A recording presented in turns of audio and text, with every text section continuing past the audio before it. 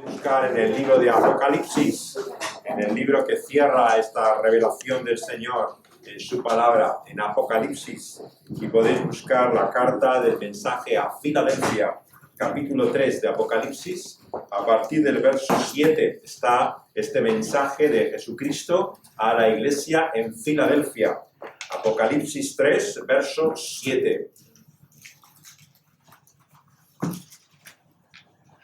Dice así la palabra de Dios, en Apocalipsis capítulo 3, a partir del versículo 7. Escribe el ángel de la iglesia en Filadelfia. Esto dice el santo, el verdadero, el que tiene la llave de David, el que abre y ninguno cierra, y cierra y ninguno abre. Yo conozco tus obras. He aquí, he puesto delante de ti una puerta abierta, la cual nadie puede cerrar.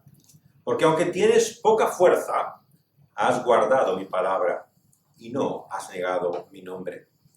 He aquí yo entrego de la sinagoga de Satanás a los que se dicen ser judíos, y no lo son, sino que mienten. He aquí yo haré que vengan y se postren a tus pies y reconozcan que yo te he amado. Por cuanto has guardado la palabra de mi paciencia, yo también te guardaré de la hora de la prueba que ha de venir sobre el mundo entero, para probar a los que moran sobre la tierra. He aquí yo vengo pronto, retén lo que tienes, para que ninguno tome tu corona. Al que venciere, yo lo haré columna en el templo de mi Dios, y nunca más saldrá de allí. Y escribiré sobre él el nombre de mi Dios, y el nombre de la ciudad de mi Dios, la nueva Jerusalén, la cual desciende del cielo, de mi Dios, y mi nombre nuevo. El que tiene oído, oiga lo que el Espíritu dice a las iglesias. Vamos a pedirle que tengamos esos oídos abiertos y dispuestos a escuchar su palabra. Vamos a rogárselo a él. Oh Dios, venimos ante ti sabiendo que tú nos das los oídos para poder escuchar, sin los cuales estamos cerrados. No podemos recibir tu palabra. Señor, danos tú la disposición, la apertura, Señor, el corazón abierto para recibir tu palabra y que haga la obra que tú has prometido hacer en medio nuestro, por medio de tu Espíritu Santo, que acompaña tu palabra eterna y que nos trae también este mensaje de Cristo para nuestra iglesia y para nuestra vida de cada uno de nosotros. Te lo pedimos en su bendito nombre. Amén. Amén. Muchas veces se ha comparado en la vida las oportunidades con puertas. El Nuevo Testamento tiene especialmente esa predilección. Aunque el pasaje que está en el trasfondo de esta carta, lo hemos leído antes, es de Isaías. En el libro del profeta Isaías, en el capítulo 22. Leemos ahí cómo en esta profecía de Isaías 22 se nos habla de la llave que abra una puerta, la puerta de la casa de David, que nadie cerrará después de que sea abierta y nadie abrirá, dice la profecía de Isaías capítulo 22, versículo también 22. Y en la vida uno se encuentra muchas veces con puertas cerradas en las cuales no puede seguir en su camino. Y otras veces, como el apóstol reconoce en su carta, hay oportunidades, situaciones en que las puertas están abiertas para nosotros. Pero el Señor Jesucristo mismo, que es el centro de esta su palabra y revelación, se presenta como la puerta. Por supuesto que es un lenguaje metafórico, simbólico, ¿no? Muchos que insisten que en Apocalipsis tenemos que entender literalmente estas cosas. No nos dirían, pues llegarían al extremo de decir que Cristo fuera una puerta, literalmente. Es el lenguaje simbólico, ¿no? En el cual utiliza estas imágenes a lo largo de las páginas del Evangelio, pero también de esta revelación de Apocalipsis. ¿Qué significa esta puerta? Pues como la profecía de Isaías dice, esta puerta es una puerta que una vez abierta nadie la puede cerrar. Y la realidad muchas veces de esta vida ha sido la de una puerta cerrada. El filósofo francés Jean-Paul Sartre, conocido por la filosofía existencialista, ¿no? Que tanto marcó el pensamiento del siglo pasado, ¿no? En torno a la posguerra, escribió una obra de teatro que se llama A Puerta Cerrada.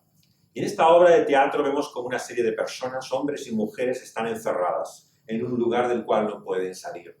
Muchas historias se han hecho a partir de toda ella. Películas habréis visto, otros libros, historias que tratan sobre personajes que están encerrados en un sitio sin poder salir de él. Son hombres y mujeres que han llegado como este lugar que parece la vida más allá de la muerte. Lo característico de esta estancia es que no tiene puertas ni ventanas, no tiene salida. Es como la expresión misma puerta cerrada o sin salida, como se ha traducido también el título de esta obra, una explicación muchas veces de nuestro sentimiento y experiencia de la vida.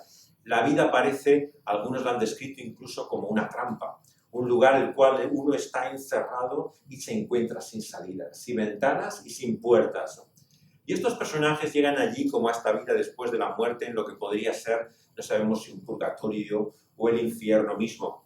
Desde luego hay una frase muy famosa, la más conocida de esta obra de teatro, que dice: el infierno son los otros, el infierno son los otros. Lo que quiere decir esa misteriosa frase enigmática, ¿verdad?, de esta obra de teatro, es que cuando uno descubre en otros sus defectos, sus miserias, sus vergüenzas, lo que ve es la realidad de la propia tragedia de la vida, de la miseria, la vergüenza, la ruina que acompaña todo lo que nos rodea. Y lo vemos como en otros, reflejados. Como no somos capaces de verlo en nosotros mismos, como en un espejo, es en otros que vemos los defectos. ¿Os habéis fijado con qué facilidad podemos ver los problemas del carácter de los demás? Los nuestros podemos estar ciegos, no percibir y darnos cuenta de cómo somos, pero a nadie le cuesta ver los defectos a otras personas. Basta contemplarla, poner nuestra atención sobre ella, no digamos convivir con esa persona, y uno se da cuenta de todos los defectos que tiene, ¿no?, de todos los aspectos negativos que tenemos cada uno de nosotros. Y esa frase, por lo tanto, describe lo terrible que es el infierno para Sartre. Es como el infierno descubrir en los demás la realidad de la vida misma, porque es una vida llena de decepciones, de desengaños, ¿no? Nos encontramos que las personas no son como pensamos que eran, ¿no? Y nos damos cuenta que la vida no es como la imagináramos.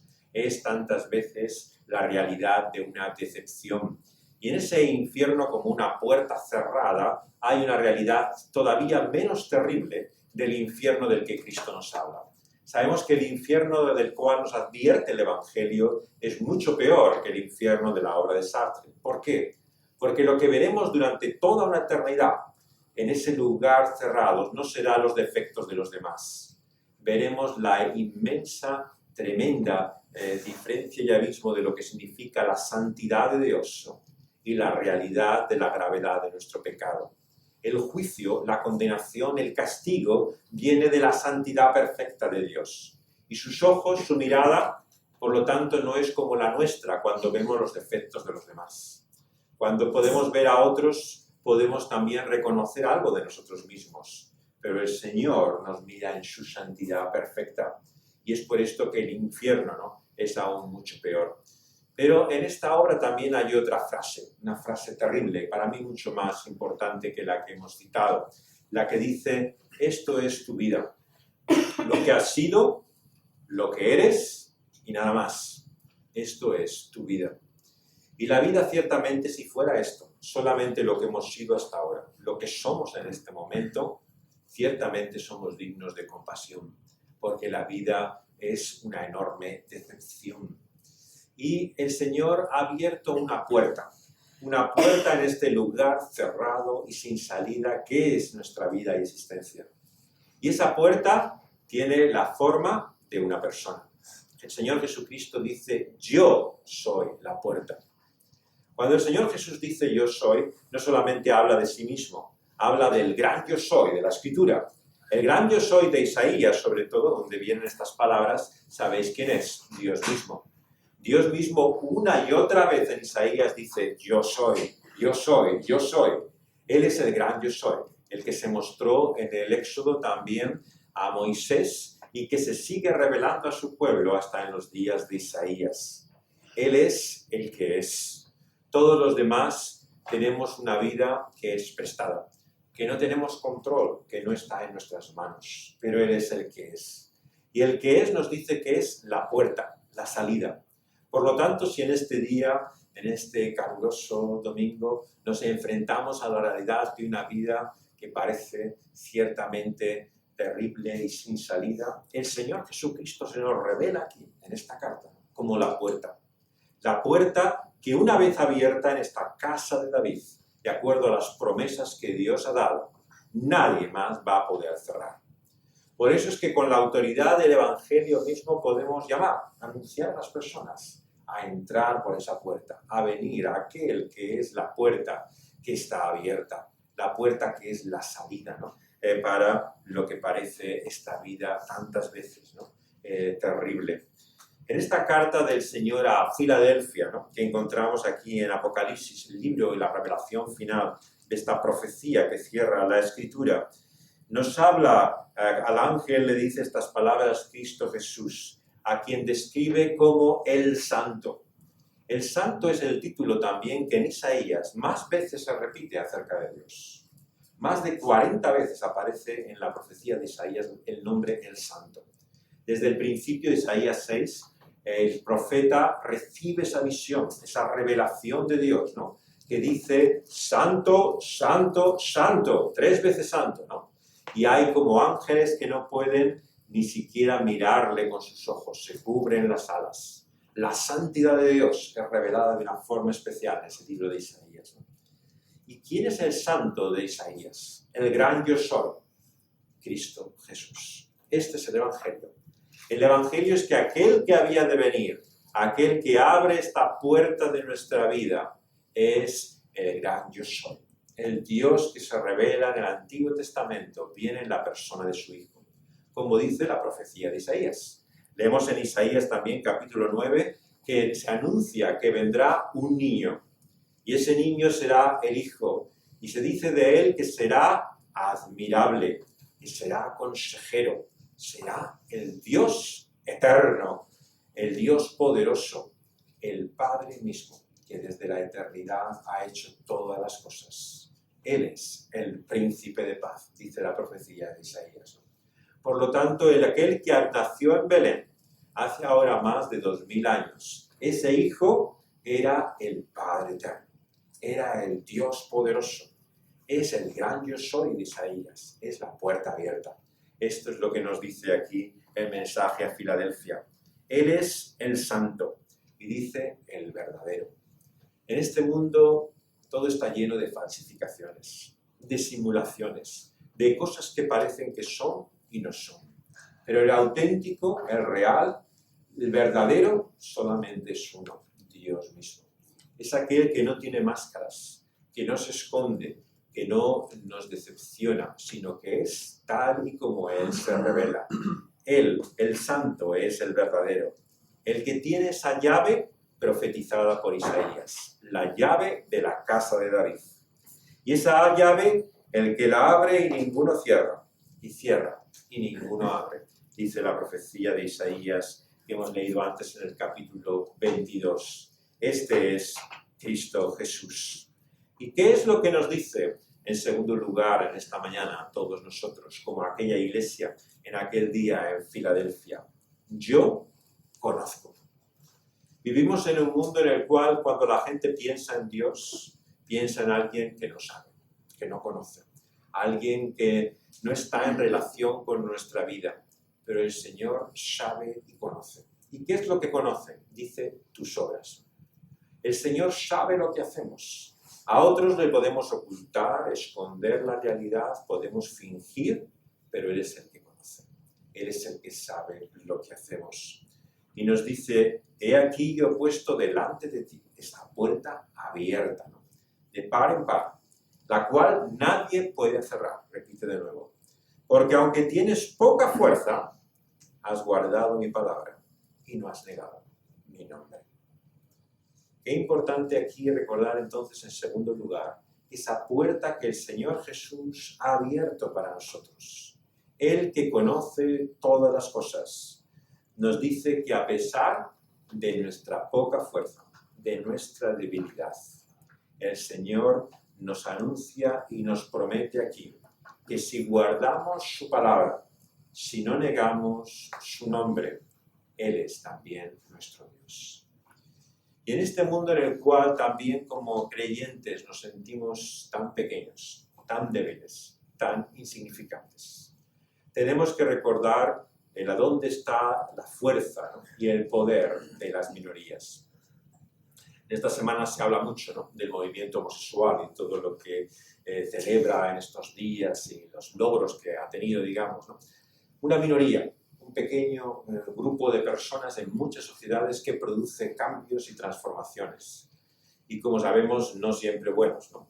Desgraciadamente, muchas veces no solamente buscan sus derechos como ciudadanos, sino también ciertos privilegios. Pero lo importante a tener en cuenta es que, aunque seamos pocos, aunque seamos débiles, Dios se ha propuesto ser el Dios también de aquel que tiene al Señor Jesucristo y entra por esa puerta. ¿Y qué es lo que el Señor pide de nosotros? Fijaos aquí lo que dice: guardar su palabra. Y aunque seamos muy pocos, si guardamos su palabra, realmente tenemos estas grandes promesas y esperanza que aquí nos da el Señor Jesucristo. Somos débiles, tenemos pocas fuerzas, pero debemos guardar su palabra. El Evangelio, por lo tanto, no es qué poderosos son los hijos de Dios, qué grandes son los cristianos. Quien piensa así no ha entendido nada, ni del Evangelio, ni de aquello que Cristo ha venido a hacer a este mundo. El mensaje es para personas como nosotros, con pocas fuerzas. Porque carecemos de fuerzas no solamente físicas, ¿no?, de salud, de la energía para vivir, sino lo que es más terrible, de energía, de fuerza, de poder y de capacidad moral misma. Somos tremendamente débiles, somos pecadores. Nuestra fe misma es débil, pero el Señor nos recompensa la fuerza de la fe. Fijaos bien lo que dice aquí. Si al guardar esa su palabra, ahí está la fuerza de nuestra fe, ahí está la confianza que tenemos en preservar, en guardar esa palabra que hemos recibido de Él. Y nos dice aquí que no negar su nombre. Dice el Señor que aquel que confesare su nombre, Él también en los cielos la reconocerá delante de su Padre eterno. La iglesia en este mundo puede ser pequeña y débil, pero tiene dos tareas. Y si renunciamos a ellas, no tenemos ningún futuro sobre la faz de esta tierra. La única fuerza de la iglesia, por pequeña e insignificante que sea, será en guardar, en mantener su palabra. Frente a toda moda, frente a toda corriente, la forma de pensar tantas veces en torno nuestro que se adapta y quiere simplemente aceptar la realidad del ser humano con todas sus debilidades. Nosotros guardamos su palabra, pero también confesamos el nombre del Señor Jesucristo. La Iglesia quiere, por lo tanto, aquí el Señor Jesucristo que profese, que predique, que proclame, que confiese el nombre de Cristo. Cuando en Alemania, recordáis, el nazismo toma el poder de la Iglesia luterana, parecía que la Iglesia había acabado. Todo estaba bajo el imperio del Tercer Reich y de Hitler, que controlaba y dominaba la propia Iglesia evangélica en Alemania.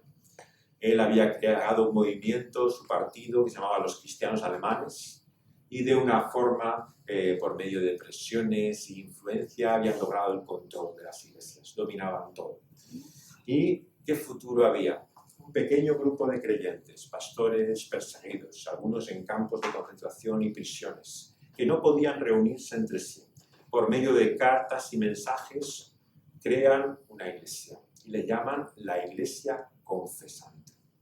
La iglesia que confiesa y proclama su nombre.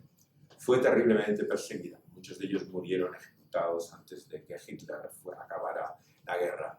Pero el Señor tenía una iglesia incluso en los momentos más oscuros del nazismo en Alemania. Nunca ha habido un lugar en la faz de la tierra, por tenebroso y oscuro que sea, que la iglesia haya acabado de todo. Hay siempre unos cuantos, por pocos, por débiles, que confiesan su nombre, aun en medio de la persecución, para los cuales se hace una realidad estas promesas. Y esto es lo que nos dice aquí la palabra de Dios. que podemos confiar así. Y lo que dice es la promesa de victoria.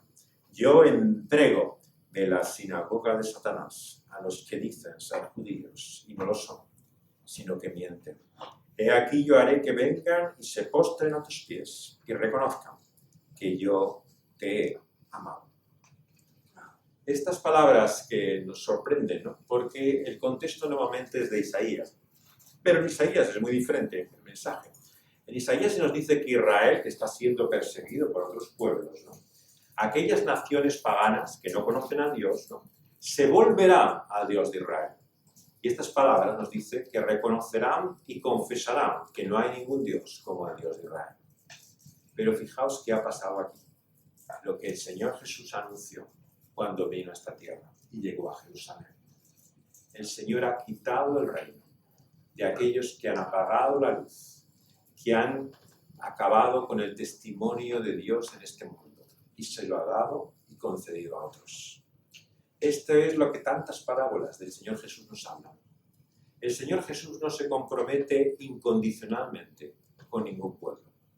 Esta es la tragedia de naciones que han pensado que eran cristianas. Tenían a Dios de su lado, nada les podía pasar. Y todavía hoy, ¿cuántos países en el mundo confiesan, ¿no?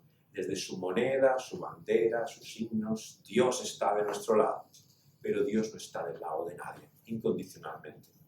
Quien no confiesa su nombre, quien no guarda su palabra, Dios quita ese testimonio y se lo da a otros. Y así lo ha hecho desde el principio. Lo hizo en este viejo continente, estaba orgulloso, satisfecho de toda la historia que el cristianismo había tenido aquí, y ahora que queda de esa iglesia. Apenas unos restos y residuos. Está en África, en China, en lugares donde antes el Evangelio ni siquiera era conocido. Está el futuro de la iglesia cristiana. Y el Señor se complace en levantar pueblo donde no hay pueblo. Y nos advierte, cuidado, porque si no guardamos su palabra, si no confesamos su nombre, el Señor quitará esa luz de nosotros y se la dará a otros. Esa es la terrible tragedia de la elección del pueblo judío que vemos en Isaías. Qué tremendo ser de asamblea, reunión, sinagoga de Dios. Dios en medio de aquellos hombres y mujeres a ser sinagoga de Satanás. Pero esta es la historia de lo que pasó con el pueblo judío y lo que puede pasar también con su iglesia cristiana.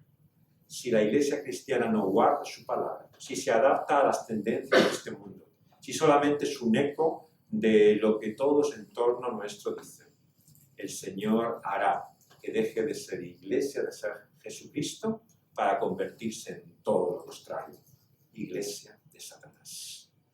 Y no hay título más terrible, ¿verdad?, en toda la Biblia que este. Difícilmente podemos imaginar un título más chocante.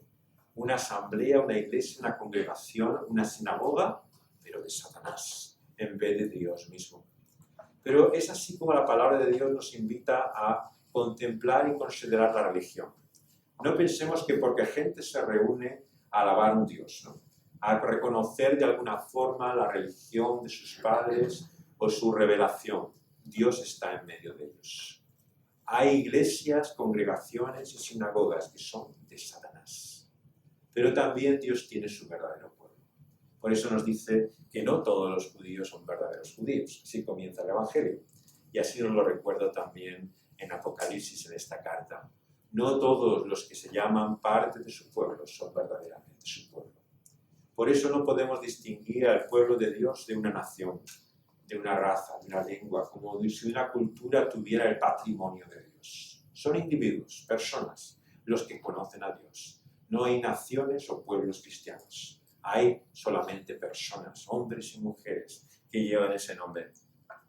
Nos dice aquí que el Señor que no miente, nos dice que harán que vengan y se postren a Él los que ahora están opuestos a Él, negando su nombre.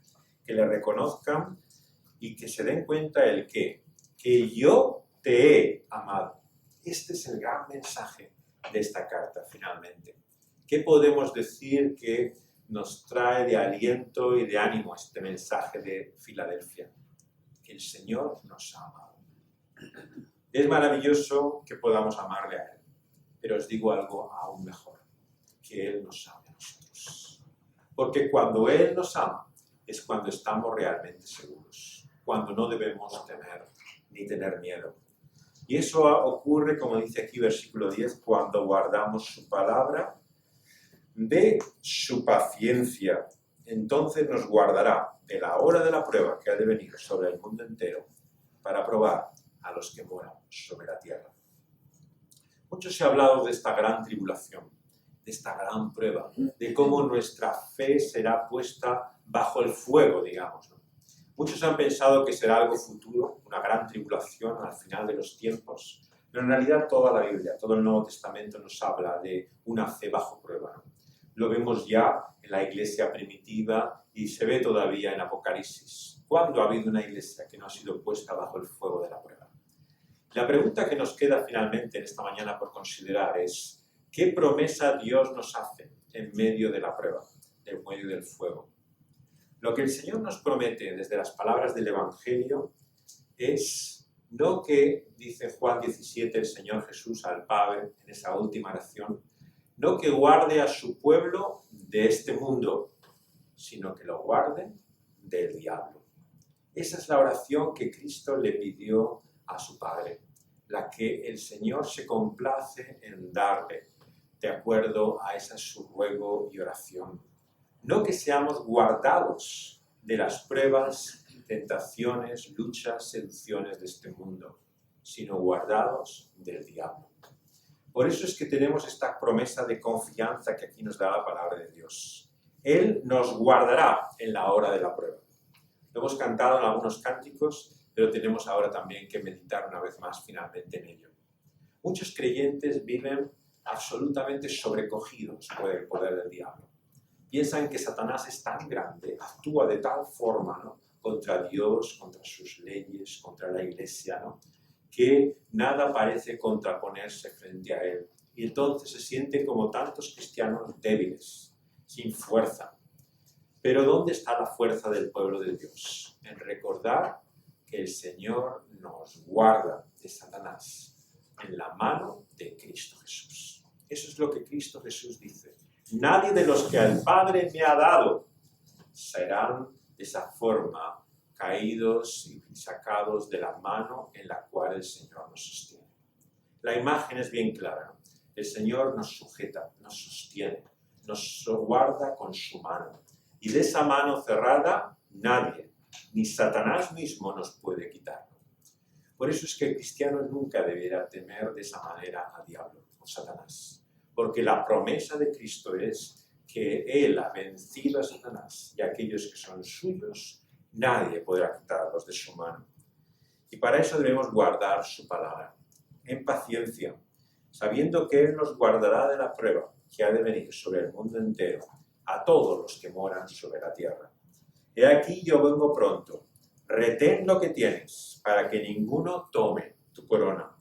Y al que venciere, yo le haré de hecho columna en el templo de mi Dios, y nunca más saldré de allí. Escribiré sobre él el nombre de mi Dios, el nombre de la ciudad de mi Dios, la nueva Jerusalén, la cual desciende del cielo, de mi Dios, y mi nombre nuevo. Aquella promesa de Isaías les dice que por aquella puerta que el Señor ha abierto, entrarían en la casa de David. ¿Y cuál era la casa de David? Era el templo. El templo que aquí vemos en Apocalipsis. Y la promesa de Cristo Jesús que seremos columnas de ese templo, que estaremos en la morada, en la casa misma de Dios, nos dice, ¿no?, que estaremos en esa ciudad donde el templo está, donde Él tiene su casa, la nueva Jerusalén. Y nos dice que estará sobre nosotros ese nuevo nombre cuando descienda del cielo de Dios esa nueva Jerusalén y se una con la ciudad también de Dios en esta tierra. Y entonces el Señor morará en medio de ellos. Así acaba Apocalipsis. El mensaje, por lo tanto, que nos da aquí finalmente la carta a Filadelfia, nos recuerda que el creyente puede tener la seguridad de morar para siempre en la casa de Dios. Y esto es algo que el cristiano debe confesar, reconocer sin temor y sin miedo, porque no es una señal de orgullo, de presunción. decir que nosotros esperamos estar en la casa de Dios. Es la promesa que Cristo nos ha dado. Si guardamos su palabra, si confesamos su nombre, estaremos con Él para siempre. Y esa es la promesa que tenemos también que traer a tantos de los que nos rodean, que no han pasado todavía por esa puerta, que están rondando en torno a ella. Muchos hacen incluso su campamento a la puerta misma, pero todavía no han pasado por dentro de ella. Pueden estar muy cerca o muy lejos, pero hasta que no entran por esa puerta que es Cristo Jesús, no pueden tener la seguridad de esas promesas. Y es por eso que tenemos a este mundo que nos rodea, que anunciar y proclamar constantemente la realidad de que por medio de Cristo Jesús tenemos entrada en su casa. Y el Señor aquella noche, cuando estaba con los discípulos temerosos en aquel aposento alto, a punto de morir, quiso darles también una señal material, física, de la seguridad que tenía cada uno de aquellos que estaba con Él, de que nadie les libraría, excepto uno, que nos dice que Satanás había entrado dentro de él, que no era de los suyos. Él lo conocía. Judas salió de aquel lugar y se dispuso a entregarle. Pero todos aquellos que habían quedado con él y se preguntaban, ¿soy yo aquel que te va a fallar, aquel que te va a traicionar, aquel que te va a entregar? El Señor quiso darles la seguridad, la confianza de que Él iba a interceder con ellos. ¿Recordáis cómo le habló a Pedro, no? Pedro era un hombre también dispuesto a confesar el nombre de Cristo, pero también a negarlo. 3 veces le negó en aquella noche, ¿no? Pero el Señor le dijo ya, mucho antes de que aquello ocurriera, mucho antes de aquella noche, le dijo el Señor, Satanás me ha pedido zarandearte, pero no temas, porque yo he intercedido por ti. El Señor es el que guardó a Pedro y nos guarda a cada uno de nosotros. Y por eso es que escribe Pedro esas maravillosas palabras al comienzo de su carta. Y con ellas quiero acabar en Primera de Pedro. Nos dice la buena nueva de que ya no somos solamente lo que hemos sido o de lo que somos ahora. Somos lo que vamos a ser, gracias a Cristo Jesús. Y dice Primera de Pedro 1, versículo 3.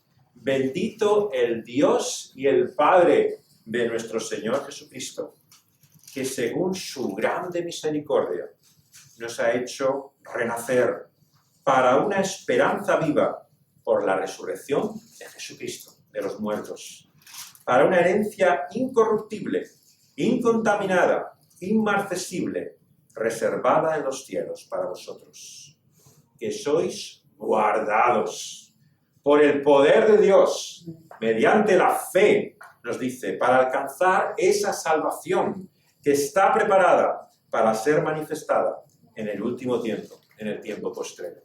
¡Qué maravilla! Que Pedro, que había sido en su debilidad capaz de negar y traicionar al Señor Jesucristo, bendice al Dios y Padre de Cristo Jesús, que le ha hecho nacer de nuevo por la resurrección de Jesucristo de los muertos. Aquella noche, cuando el Señor Jesús fue entregado, Pedro derramó amargas lágrimas, porque había traicionado a quien más amaba. No había vivido de acuerdo a lo que él esperaba que pudiera hacer. Pero la buena noticia no es si nosotros valemos y somos capaces de mantenernos fieles. La buena noticia es que Él nos guarda. Y por eso es que Pedro dice que por esa resurrección de Cristo al tercer día de haberle traicionado y engañado de esa forma, a resucitar de los muertos, recibió esta herencia también, la promesa de ella, incorruptible, incontaminada, inmarcesible en los cielos, para la cual es guardado él mismo por el poder de Dios mediante la fe, nos dice. Porque qué bien nos sería saber que hay un cielo, un lugar maravilloso, el seno de Dios mismo para morar en él, si no sabemos que tú y yo vamos a llegar a él. ¿De qué le sirve al marino en medio de la tempestad y de toda la turbulencia, del peligro, de la muerte que se cierne sobre él, saber que hay un hogar esperándole, que hay un puerto seguro, si no sabe que va a estar ahí? ¿De qué le sirve al caminante en medio de la noche y de los peligros, de todas las amenazas de su senda, saber que hay un hogar al cual pertenece, si no sabe que va a llegar a él. Pero el Evangelio es tan maravilloso como esto. No solamente nos guarda ese lugar en los cielos, sino que nos guarda a nosotros para llegar a él.